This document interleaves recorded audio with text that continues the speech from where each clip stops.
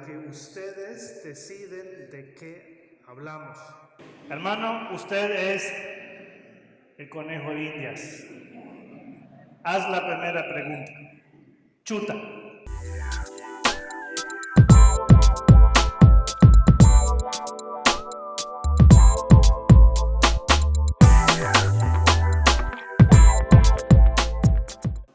Entonces, muy clara tu pregunta, gracias. Sentado, siéntate.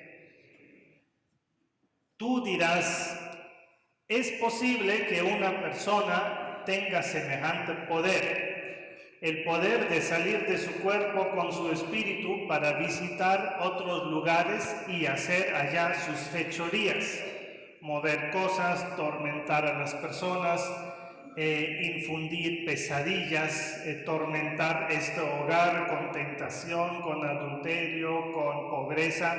¿Es posible esto, Padre? Respuesta, sí, es posible.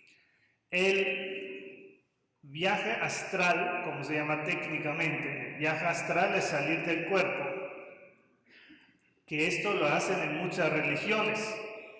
Sí, el mismo chamán que toma su bebida alucinógena hace su viaje astral. Ahora la pregunta es, ¿cuál es el propósito? En el caso de esta persona, que entonces sería una bruja, el propósito es provocar el mal. ¿Por qué haría esto esa persona? Para obtener favores de Satanás. El demonio tiene poder sobre este mundo material. El Señor Jesús dice en el Evangelio, viene el príncipe de este mundo.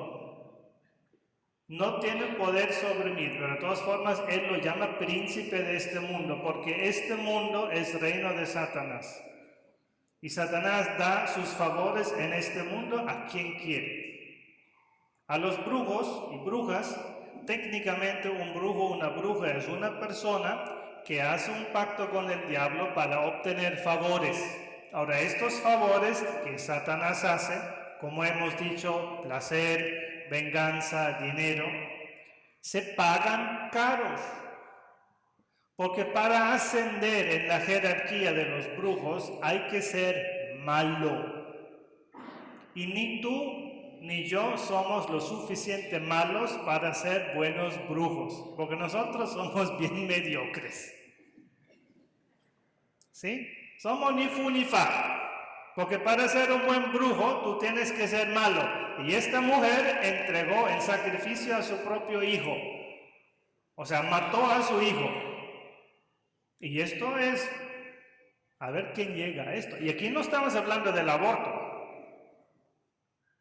Quien quiera ascender en la jerarquía satánica tiene que ser una persona totalmente egoísta, narcisística y llegar a cometer crímenes para probar a Satanás que es mala esa persona. ¿Cómo me defiendo entonces de una persona que está del lado de Satanás de manera más patente posible porque es una bruja y me visita de noche y hace sus fechorías? ¿Cómo me protejo? La respuesta es 1. Blindo mi vida. Y blindar mi vida significa vivo en gracia de Dios y no hay un solo mandamiento que yo no observe. Yo observo los 10 mandamientos, me gusten o no me gusten, porque Satanás sabe si tú tienes una puerta abierta. Y el demonio entra a tu vida por la puerta que tienes abierta. Tú vas a misa todos los domingos, rezas el rosario, comulgas cuando puedes, pero practicas anticoncepción por esa puerta adentro.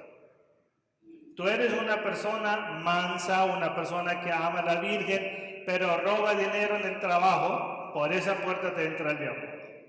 Yo necesito cerrar todas las puertas para que Satanás no encuentre dónde. Y aún así, esa bruja va a venir y va a atacar. Pero yo estoy diciendo, esta es la manera de defenderme. Lo primero que hago es cerrar las puertas en mi comportamiento por donde Satanás me pueda entrar. Y cada uno, hermanos, aquí conoce su vicio, su inclinación. A ti no te gusta el tabaco, pero te gusta el tequila. Y a ti no te gusta ni el tabaco ni el tequila, pero a ti te gustan las mujeres. Y a ti no te gusta ni el tabaco, ni el tequila, ni las mujeres, te gustan los videojuegos. Y a otra ni el tabaco, ni el tequila, ni las mujeres, ni los videojuegos. Es un holgazán. Cada uno tiene su vicio y su inclinación y su debilidad. Y yo necesito estar vigilante para que Satanás no se me meta por ese lado. Luego, hay que hacer aquí oración de liberación, porque la mejor defensa me viene no de mí, sino de San Miguel Arcángel. Que cuando viene esa persona a atacar, que mis defensores celestiales la esperen, la estén esperando. Ahora, hermanos, ustedes se dan cuenta de que la defensa aquí es de pura fe. Porque cuando yo hago mi oración, San Miguel Arcángel, que cuando viene esta persona a atacarme, espérala tú, y espérala tú con la gran espada llameante en la mano, para que cuando entre, tú me la ahorques y no vuelva. Está claro que esto es de pura fe. Porque ¿quién me muestra a San Miguel? Yo no lo veo. ¿Quién me muestra la espada de San Miguel? Yo no la veo. Como tampoco veo a la bruja que me ataca. Pero la persona que lo sufre dice, yo juro que esa persona viene y me ataca. Entonces la defensa viene de la guerra espiritual en la oración. Yo me blindo. Y luego dejo que San Miguel Arcángel me haga la defensa. Yo lo llamo. Especialmente en estas horas más oscuras de la noche, de la medianoche hasta las 3 de la madrugada. Esas 3 horas son de más intensidad de actividad satánica, de medianoche a 3 de la madrugada, porque es la parte más oscura de la noche justo antes del amanecer. Esas 3 horas son de más actividad satánica y vienen esas personas y nos despiertan con pesadillas, hacen sus cosas y lo que tú no has dicho, ¿sí? Lo que has callado por educación. ¿Cómo me defiendo de estas visitas? En mi casa debe haber sacramentales. Sácame, hermano, las calaveras. Sácame, hermano, lo que trajiste de tu visita a Egipto, a Nigeria. Ponme el Sagrado Corazón, ponme el Corazón Inmaculado de María, ponme el rosario exorcizado. Si la persona viene y te toca en la noche, te despierta, duerme con el rosario exorcizado en la mano, en la muñeca o en el pie, una medalla, para que cuando viene el ataque quede en el sacramental y no en tu cuerpo. Personas que son víctimas así de satanismo extremo, como lo que tú acabas de decir, necesitan oración personalizada. Pero hermanos, no vengan ahora a atosigar al pobre padre David en este caso, o mañana es el padre Manuel y luego es el padre X. No me atosiguen al padre, porque el padre tiene solo tanta capacidad de atención. Vayan a los grupos de oración, porque cuando una parroquia tiene vida, hay un grupo de intercesión, donde rutinariamente se atienden a las personas, se les hace imposición de manos. Eso es lo más eficaz. A esta persona hay que hacerle oración personalizada con imposición de manos para conjurar el mal que está atacando ahí. Muchas veces la oración comunitaria en estos casos tan extremos no es suficiente. Entonces, mi consejo, blindar la vida personal, tener vida católica también en la propia casa, que sea evidente que esta persona es católica y que se le haga oración con imposición de manos. No me atosigan al padre, porque el padre da hasta cierto punto, sino los grupos de oración que hay en cada parroquia que hagan oración. Esto implica que el padre haga formación de esos grupos de oración para que sepan lo que tienen que hacer. Y esto es lo que yo estoy haciendo con mis giras por el país, dando a conocer la metodología. Aprovecho, acabamos de publicar 4 videos en mi canal YouTube sobre formación de servidores. para que los servidores comiencen a entender cómo podemos hacer nosotros, los servidores, los intercesores, hacer oración de liberación para quitarle peso al pobre padre que da solo hasta ahí, para atender personas con ese tipo de manifestaciones y que sepan qué hacer y que sepan discernir cada caso. Métete por favor a ese canal mío de YouTube que se llama como yo, Padre Teodoro, para que aprendas a discernir y a ayudar al sacerdote en la oración de liberación. Siguiente pregunta.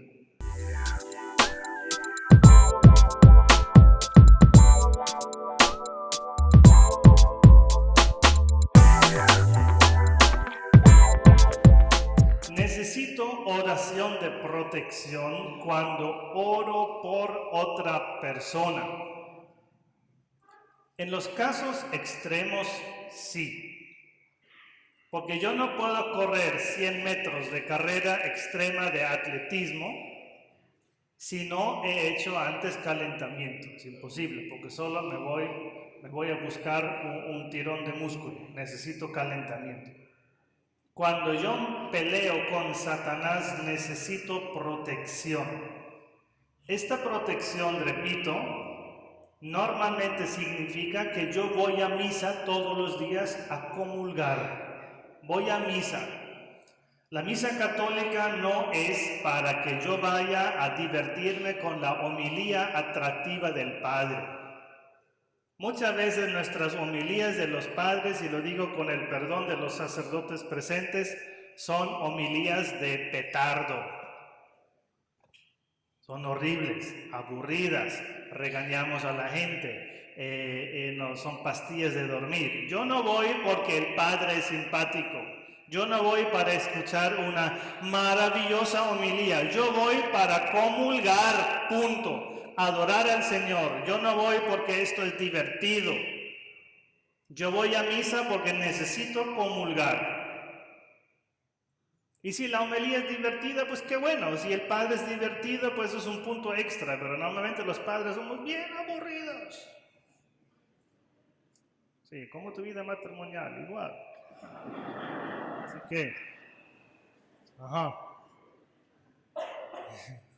entonces, normalmente esto es suficiente como protección. Y si además tú eres una persona con amor a Nuestra Señora, mucho mejor, porque entonces vas a hacer tu rosario, vas a platicar con la Virgen durante el día, entonces vas a misa, comulgas, tienes la devoción mariana y normalmente esto es suficiente. Pero si tú perteneces a las fuerzas especiales que atacan a los terroristas, tú necesitas más entrenamiento militar. Y no porque eres madre de familia y sabes agarrar un tenedor, vas a expulsar a los terroristas de tu ciudad. Necesitas otras armas. Esas son las personas que hacen oración de intercesión y de liberación. Y estas personas necesitan más oración. Oración de blindaje espiritual, más intensidad porque están más expuestas. Entonces, cuando hago oración de liberación, es muy bueno que yo comience. Les recomiendo aquí de este libro azul, ayúdenlos en la batalla, la conjuración a los santos ángeles. Les recomiendo la consagración a la sangre preciosa. Y de todas formas, cuando se ha hecho una tarde intensa de oración de liberación, les recomiendo cerrarla con una oración comunitaria de todos los servidores para rezar un rosario ante el Santísimo. Esto lo llamaría yo el rosario de higiene espiritual. Lo que de la persona enferma se me pegó a mí, con el rosario ante el Santísimo comunitario, se me va quitando. En una visión, una colaboradora vio que durante este rosario la Virgen pasaba recogiendo basuritas en el piso. O sea, espiritualmente hablando, la Virgen quitaba la contaminación que se nos pudo haber pegado de la persona enferma a nosotros que hemos orado por su bienestar. Entonces recomiendo mucho lo que llamaría el rosario de higiene espiritual después de haber hecho la oración de liberación y hacer este rosario ante el Santísimo. Tomarnos unos 20-30 minutos para esta oración de higiene espiritual después de la oración. Siguiente pregunta.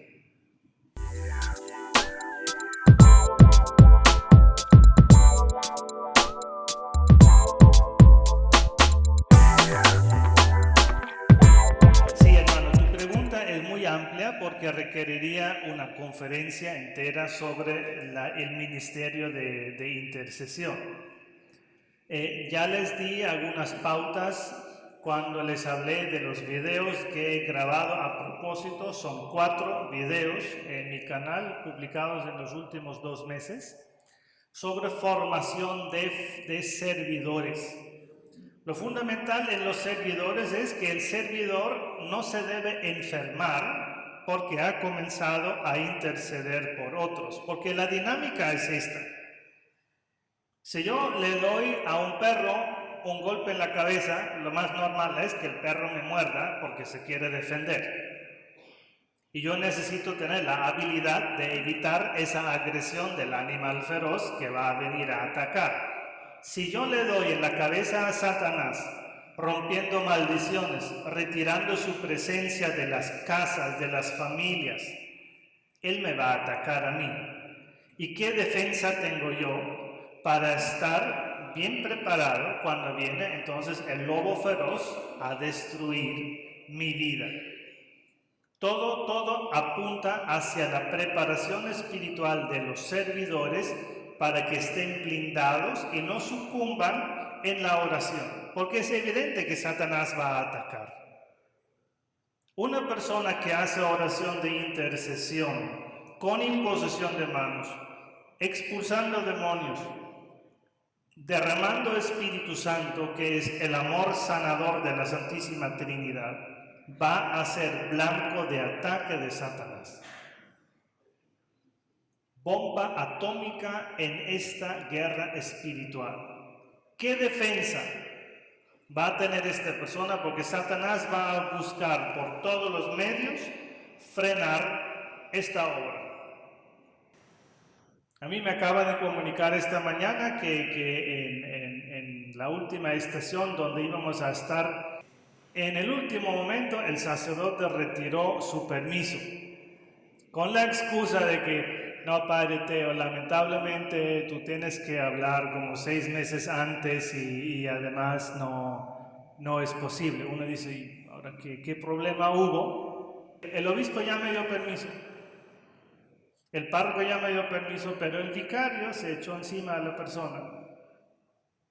Y el vicario le dice a la pobre persona que organizó el evento conmigo el domingo en 8, le dice a esta mujer, si fuera según mi voluntad, yo te echo de la iglesia.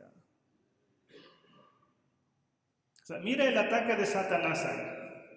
Satanás aprovechó la pobre mente de este cura que piensa que él ejerce el poder absoluto en su parroquia para reprimir una pobre mujer que quiso organizar un evento de sanación.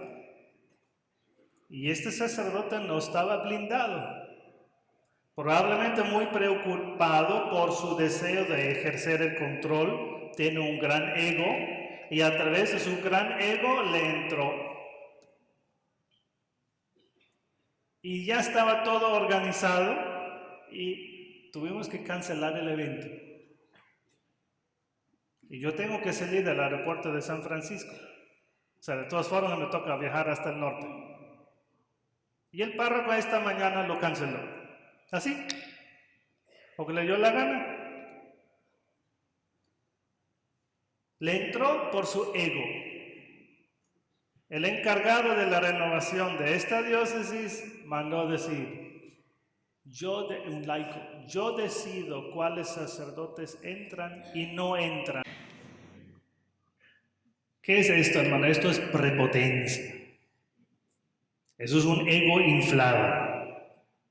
A través de este ego inflado se frenó la obra de esta mujer, la buena intención de esta mujer de hacer un evento de sanación se quedó frenada en seco. Si yo, servidor, tengo un ego inflado, ahí voy a quedar porque voy a hacer el ridículo. ¿Qué va a decir este laico en el juicio de Dios cuando Dios le pregunta, ¿y tú me serviste? No, Dios, yo serví a mi ego. Y yo sé su nombre, no lo digo aquí. Yo sé el nombre de esa persona que dijo esto.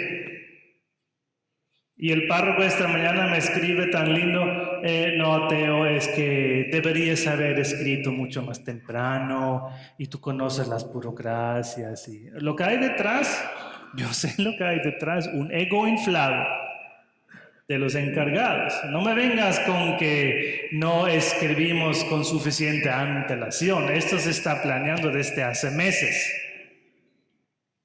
Pero hay un ego inflado. Satanás entró por el ego inflado de este servidor, que es el encargado de la renovación hispana. Y eso no es servir a Dios, es servir a mi propio ego. Y de esto podría contarte centenares de historias. ¿Y por qué no crece la diócesis, la renovación en esta diócesis y en otros lados? Porque hay personas que sirven a su propio ego. Esta es obra de Satanás. Y los servidores tienen que estar muy prevenidos para no caer en esas trampas. Por eso es extremadamente necesario que cada servidor excela en el don de discernimiento para darse cuenta de cómo Satanás ataca. Porque aunque tú estés blindado, luego si estás casado, Satanás te va a atacar a ti a través de tu marido no convertido, a través de tu mujer no convertida. Hay que tener en cuenta demasiadas cosas para estar blindado cuando este animal feroz viene a atacar. Satanás no ataca a los prepotentes, a los drogadictos, a los flojos, porque no son buenos para nada. Satanás ataca a los santos, a los que quieren superarse, a esos los ataca. Y con mayor razón cuando estas personas ejercen los dones de la plenitud en el Espíritu Santo, imponiendo manos, orando en lenguas, dándole patadas en las bolas de Satanás. Ahí ataca, y ataca con toda su ferocidad. Y ahí tenemos que estar blindados. Siguiente pregunta.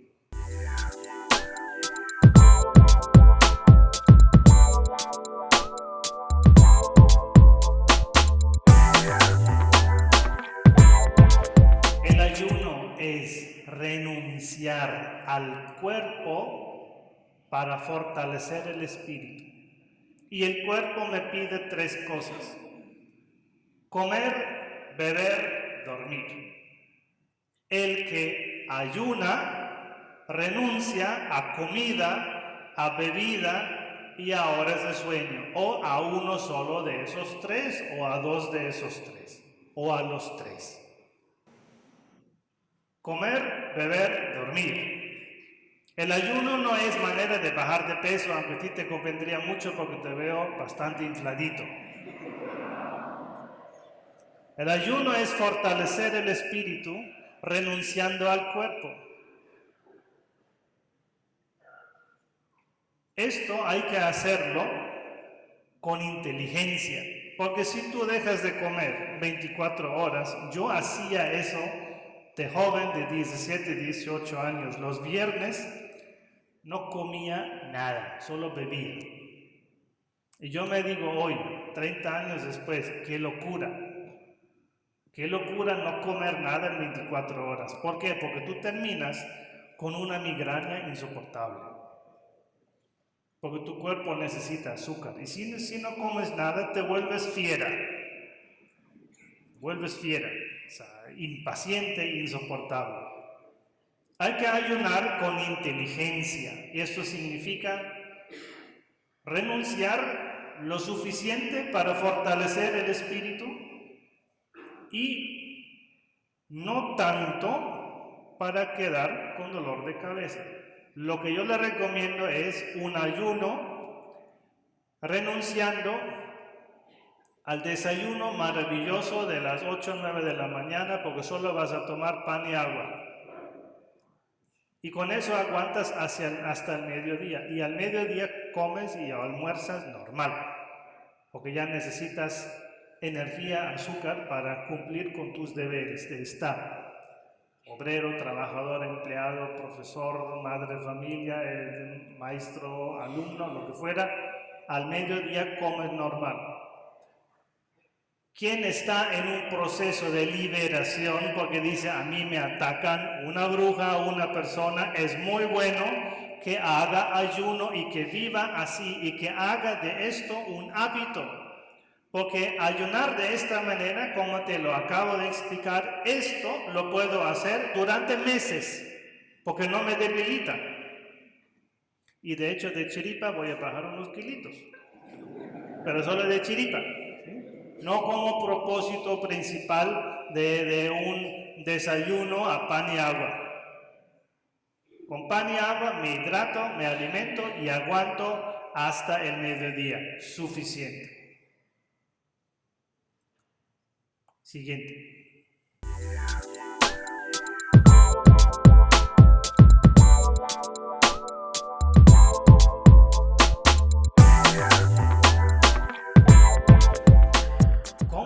¿Cómo puedo yo sumar números si no los veo? ¿Cómo puedo yo sumar 4 y 10 si 4 y 10 no están aquí? Si no son entidades abstractas. ¿Cómo los sumo?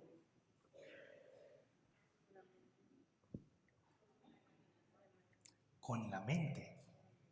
4 y 10 no están aquí, son entidades abstractas. 4 manzanas, 4 mexicanos, 4 botellas de agua, 4 cámaras. 4 y 10 son 14. Y eso lo hice con mi mente. Yo pido perdón a una persona fallecida en mi mente. Y esta persona normalmente recibe mi petición de perdón o mi acto de perdón, porque la persona me ofendió a mí, estando con Dios. Esto es un principio muy importante, hermanos. Cuando nosotros fallecemos y dejamos este cuerpo, por las revelaciones privadas aprendemos que nos enteramos de todo aquello en relación con nuestra persona. Yo fallezco en una semana, Dios no lo quiera, pero fallezco en una semana. Y no me entero de la próxima caída de la bolsa de Nueva York, porque ya estoy muerto, pero sí me entero de que mi hermano necesita una ayuda especial, porque mi hermano está unido a mí carnalmente, por vínculo de sangre. La bolsa de Nueva York no hay ningún vínculo. No me entero de acontecimientos de la historia mundial, pero sí me entero de las cosas relacionadas con mi persona. Esto nos lo dicen las revelaciones privadas. La persona difunta sigue enterándose de aquello en relación con su propia persona. Que si el hijo está bien o mal, que si el marido tiene su crisis de fe, o ¿sí? Cosas de uno me entero. Por tanto, cuando yo le pido perdón o concedo perdón a un papá mío que me pegaba mucho, y ahora que tengo 60 años y digo, pues yo no quiero seguir viviendo odiando a mi papá por eso, voy a la iglesia, escucho misa y comulgo, y después de haber comulgado, hago la oración de perdón a mi papá. Y esta oración de perdón a mi papá le llega a él, porque Dios se lo hace ver. Y esto es un gran beneficio para él que tal vez está en el purgatorio por haber sido una persona muy dura de corazón y le hace un bien a él que está en el purgatorio. Si ya está en el cielo, ya es indiferente porque no lo necesita, y esta oración me hace un bien a mí, vivo, que he logrado perdonar. La oración del perdón se hace con la mente, con el corazón, aunque la persona ya haya fallecido. Así lo hacemos con los fallecidos. Hermanos, en las oraciones se manifiestan muchos muertos que piden que les sea perdonado su pecado. Y el difunto dice a través de la boca de una persona viva: Padre, yo necesito que mi mujer me perdone, porque si ella no me perdona mi adulterio, no puedo descansar. Porque la falta de perdón de los vivos hacia los muertos les retrasa su descanso. Entonces, muy justificada la pregunta: ¿cómo perdono a una persona a la que ya no puedo hablar porque ya está muerta? En el corazón, en la mente. Porque Dios se la hace llegar a esta persona. Siguiente pregunta.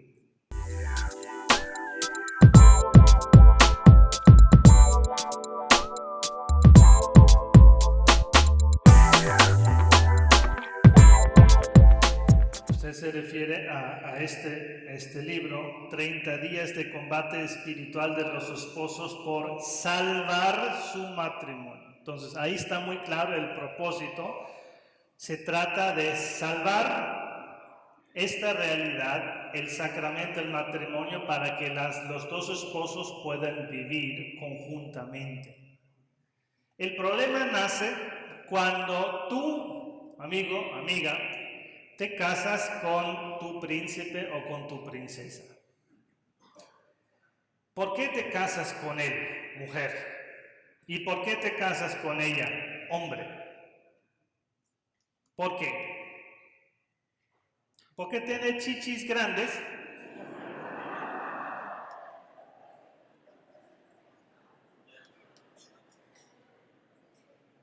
O sea, te casas por deseo con esa mujer, como la hacen muchos hombres.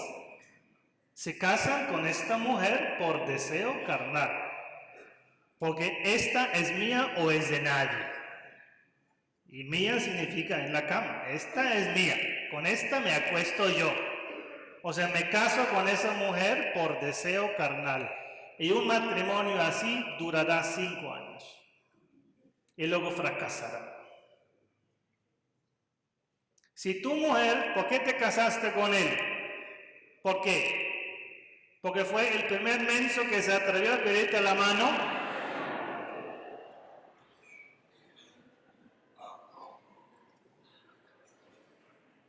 Fue tu salvación, salida de tu casa, porque papá y mamá muy opresivos y era la salida de tu casa. Un matrimonio así durará 10 años y luego no lo soportas más.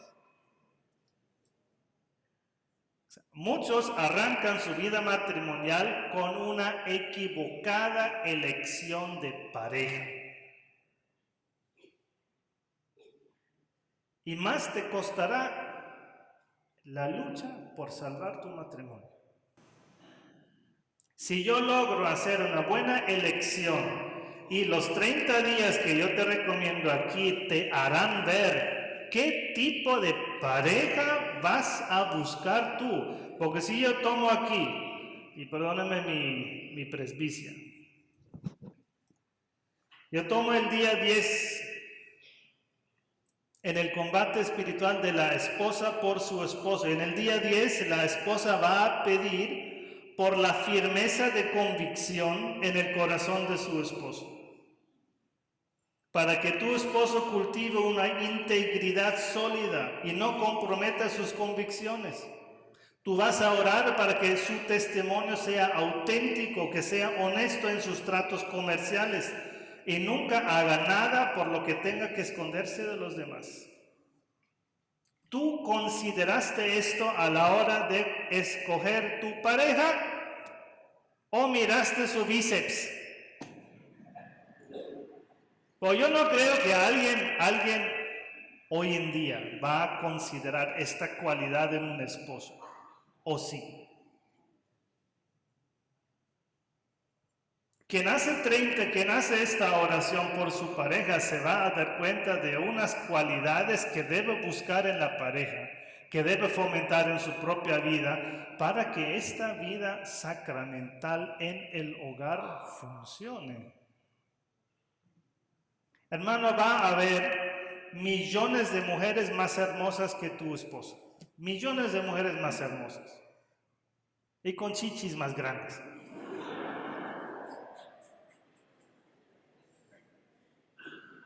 Pero esto no significa que las otras sean mejores esposas. Porque para ser una esposa se requiere mucho más que un cuerpo perfecto en la mente alucinante de un varón. Se requieren otras cualidades y estas cualidades las quiero buscar en esos 30 días de combate espiritual. Cualidades que me hagan una esposa, que me hagan un esposo capaz de vivir en comunión de un hogar. Y para eso se requiere mucho más que un cuerpo perfecto o una vida sexual abundante. A los 40 años todo se viene para abajo, hermano. ¿Qué vas tú buscando vida sexual abundante? Ya a los 35 no levantas nada, hombre.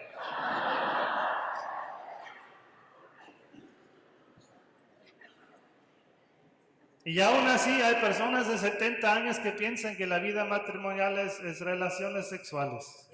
O sea, no han crecido nada en su mente. Tu responsabilidad es volverte a ti mismo y a tu pareja en personas capaces de vivir en comunión. Y esto significa fomentar cualidades que van mucho más allá de un cuerpo perfecto o de un cabello perfecto o unas cirugías plásticas. Nada que ver, nada que ver. Siguiente pregunta.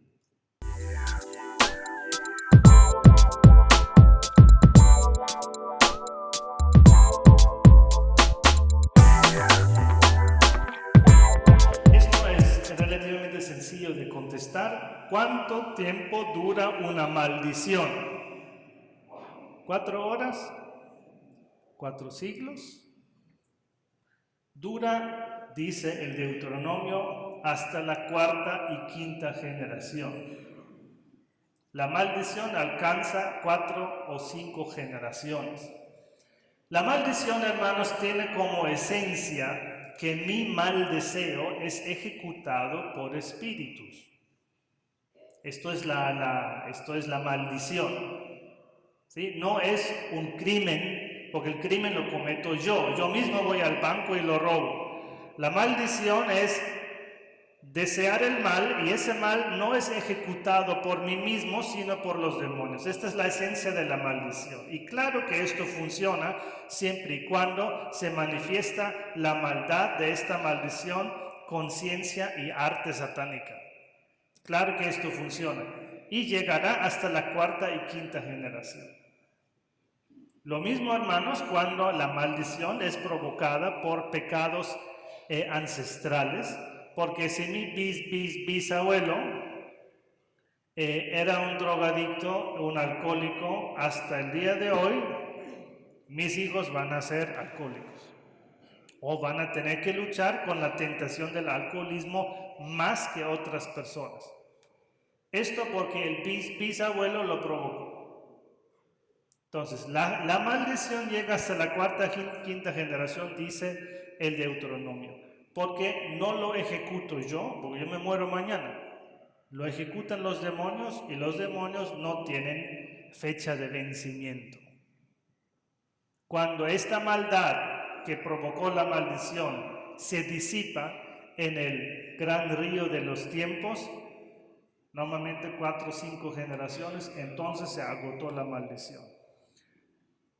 Segunda pregunta, ¿cómo se rompe la maldición entonces?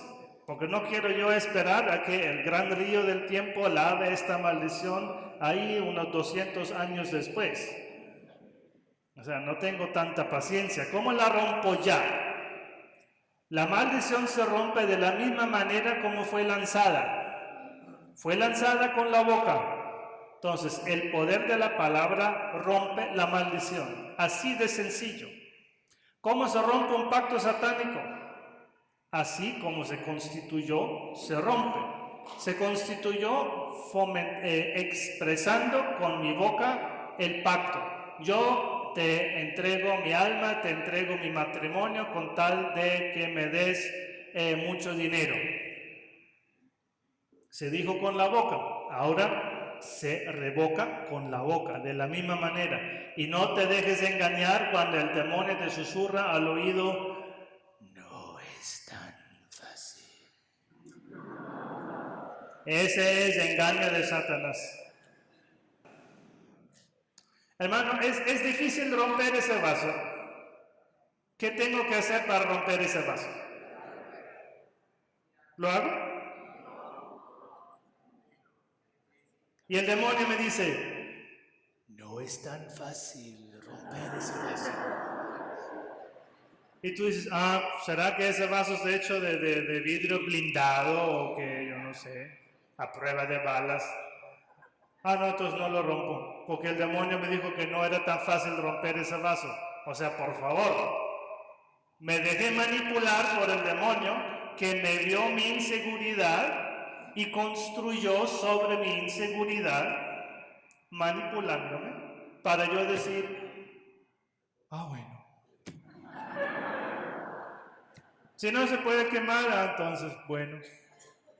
Si yo digo que se rompió y se quemó el sello de la masonería, es que ese sello se quemó. Punto. Es más o menos cuando yo digo, aquí se apagan los celulares, se apagaron. Punto. ¿O no? Habla su mala conciencia. Exacto. Si yo en el ámbito espiritual afirmo una cosa, esto se realiza. Y esto es más obvio cuando se trata de los sacramentos. Cuando yo digo, esto es mi cuerpo, con tal que yo tenga pan sin levadura y hago lo que quiere hacer la iglesia, que es consagrar el pan, esto es cuerpo de Cristo. Aunque yo haya pensado en la última película de Tom Cruise, no importa si yo estoy distraído o no, mientras yo digo las palabras y tengo intención de celebrar el sacramento, esto es Eucaristía, punto. Aquí no llueve, como dice. Esto no se quita. Si yo digo, se quema el sello, es que se quemó. Y el demonio puede ser su berrinche, puede manipularme lo que quiera.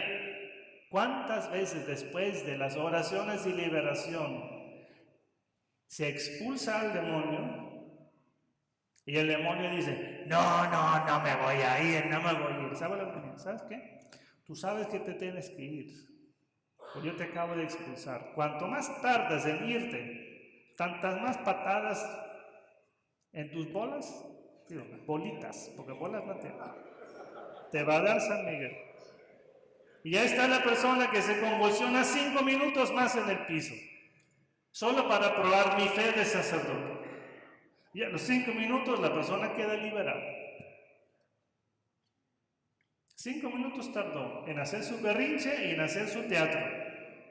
Y al ver que con ese sacerdote no puede manipular su fe y su convicción. Entonces, cuando se da el mandato de expulsión, el demonio se tiene que ir, siempre y cuando la persona está en condiciones de ser liberada. Porque si la persona está en pecado mortal, el demonio no se va. Porque quien está en pecado mortal es propiedad del demonio.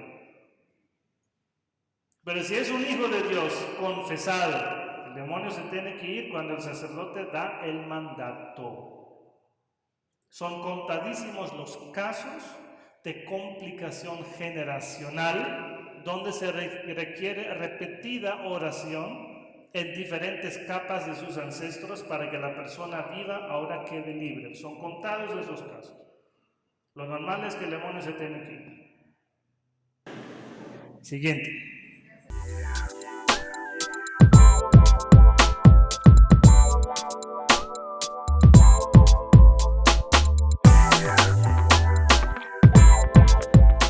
¿En qué momento se te aclaró de que tú traes en tu bolsillo una billetera que tiene tu documento nacional de identificación? ¿En qué momento te diste cuenta? Cuando el bendito policía de tránsito te para y te dice documentos.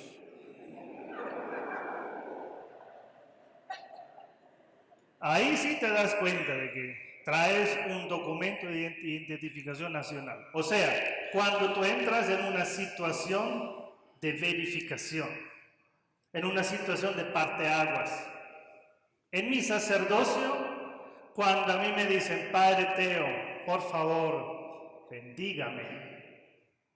Y yo leo en un libro de un obispo que dice, cuando la gente les pida oración, déjense de rollos, sacerdotes, impongan las manos y oren en lenguas. Y yo me dije, uy, ¿qué es eso de imponer manos y qué es eso de orar en lenguas? Cuando la vida me obligó a decidirme si sí oro o no oro. Y aquí no se trata, estimada señora, de descubrir que uno tiene dones. Eso es como decir, hermano, ¿será que en tu casa hay electricidad? ¿Será que tú tienes el don de la electricidad? Ay, hermano, yo conozco una persona que tiene el don de la electricidad en su casa. Vayamos todos a San Diego. Hay una persona que tiene electricidad. O sea, ¿qué quiero yo decir con esto? Que tú tienes Espíritu Santo y yo tengo Espíritu Santo. Que todos nosotros tenemos el don del Espíritu Santo, pero no todos tenemos la misma preparación para dejar que el Espíritu Santo haga lo que en realidad quiere hacer en nosotros. Porque si a través de ti el Espíritu Santo comienza a curar a las personas, ¿será que tú te lo crees? ¿Y crece tu ego? Oh, como me dijo una señora, ay padre, mucho gusto saludar, yo soy la vidente de la parroquia. O sea, tomó su don de ver, de visión, como tarjeta de presentación. Ya le creció el ego. Y yo les he dicho miles y una vez, yo no sano. Yo llamo Espíritu Santo. Y el Espíritu Santo, recuerda, no es mexicano. El Espíritu Santo sí viene cuando se le llama. El mexicano no. Vayan todos al retiro. Nadie va. El Espíritu Santo sí viene cuando lo llama el sacerdote. Y por tanto, no me gusta nunca cuando me presentan ahí el Padre Sanador. No. Porque los demás padres son iguales de sanadores. Porque tienen igual poder sobre el Espíritu Santo. Lo que pasa es que ellos no tienen fe. O son inflados de egoísmo porque buscan poder. O porque hacen trampa. Y estas personas del Espíritu Santo las rehuye como la peste. No se trata de descubrir de que yo tenga dones, sino se trata de abrirse tanto al Espíritu Santo que Él haga su labor a través de ti sin que tú te des cuenta. Como cuando el sacerdote entra a misa en procesión por el pasillo central. Los poseídos comienzan a gritar porque se dan cuenta de que con este cura no se juega. Y no es que uno se dé, ay, expulso. Los mismos demonios se dan cuenta. Y uno hace el bien sin darse cuenta. Me dicen que aquí entre ustedes hay otros 3 sacerdotes de incógnita con pasamontaña escondiditos. no sé cuáles son. Lo que... Ay, sí, de hecho sí pasa montaña, les felicito.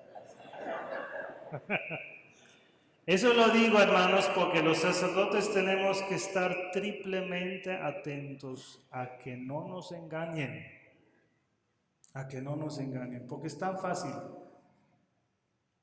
Nos dice el obispo, no, ya no hay casos de posesión, es todo psicológico, todo psicológico. Y como el obispo tiene doctorado en teología, tú se lo crees. Y yo me digo, ¿de dónde saca el obispo la seguridad de que todos los casos de posesión son psicológicos? ¿Qué análisis ha hecho? ¿Qué estudios ha hecho? ¿Qué estadísticas ha tomado? Yo nunca me quise cerrar intelectualmente, y yo que solo hablo 5 idiomas, y además vivos, ¿sí? Y además me sé 2 idiomas muertos, latín y griego, y fui profesor de latín y griego en el seminario. O sea, sé 7 idiomas. ¿Y tú sabes mexicano?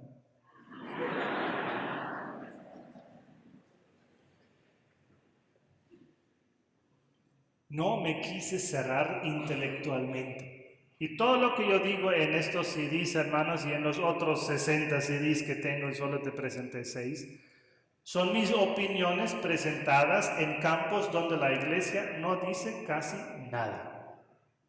Son mis opiniones, padres, opiniones teológicas. Ustedes saben lo que significa la palabra opinión teológica. Para ustedes, la opinión teológica es la afirmación sostenida con argumentos en campos donde no hay dogma.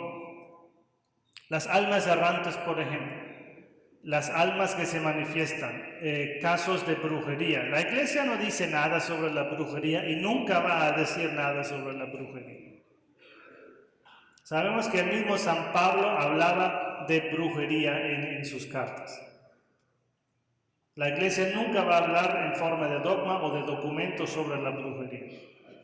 Aquí podemos todos opinar. Y lo que yo digo en mis libros y en mis discos son opiniones teológicas de una persona. Yo soy doctor en teología, soy licenciado en filosofía. Eso no me lo saco de los dedos. Eso lo he reflexionado y pensado y orado. Y eso se lo ofrezco a ustedes para que ustedes ahora evalúen. Sí, y por eso me gusta tanto la sesión de preguntas para este diálogo, para yo no solo llegar a imponer, sino escuchar las preocupaciones del pueblo. Bueno, siguiente pregunta.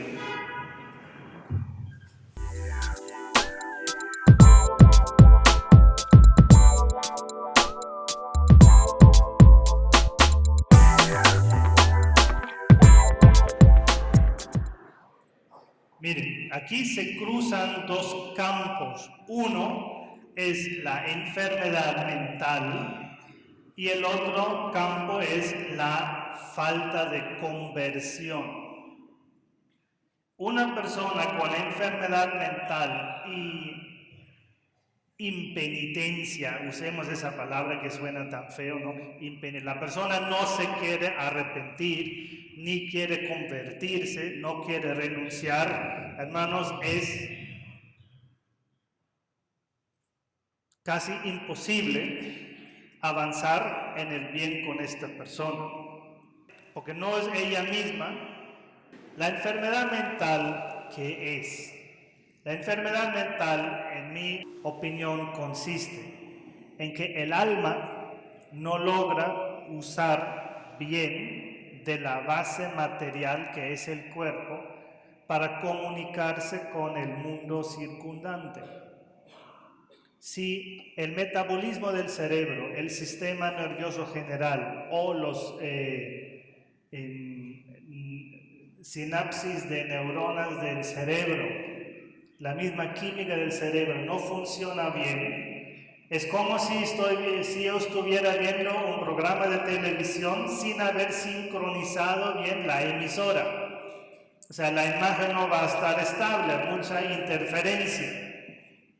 Esto más o menos es la enfermedad mental. El alma no se logra expresar porque no hay buena base material para que el alma se comunique con el mundo externo.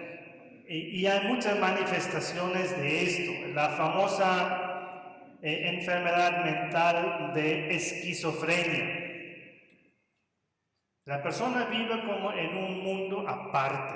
¿Por qué? Porque sus sentidos externos, sus sentidos internos, no logran establecer un buen contacto con el mundo externo y viceversa con el alma. O sea, en el fondo tocamos la misma unión de cuerpo y alma. Por tanto, una enfermedad mental siempre requerirá una atención espiritual y médica, las dos cosas.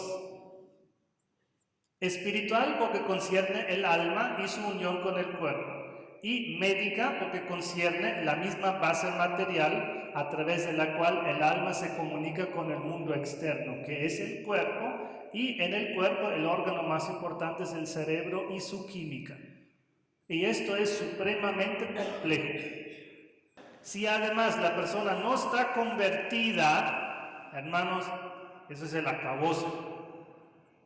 Yo me niego a orar por personas no convertidas y me niego a recibir mamás preocupadas porque el hijo es marihuanero, ora por mi hijo. Yo digo, no, ¿por qué? Si el hijo tuyo quiere fumar marihuana, él quiere, no voy a orar por él. Cuando el hijo dice, yo quiero ser liberado de mi adicción a la marihuana, entonces le oro.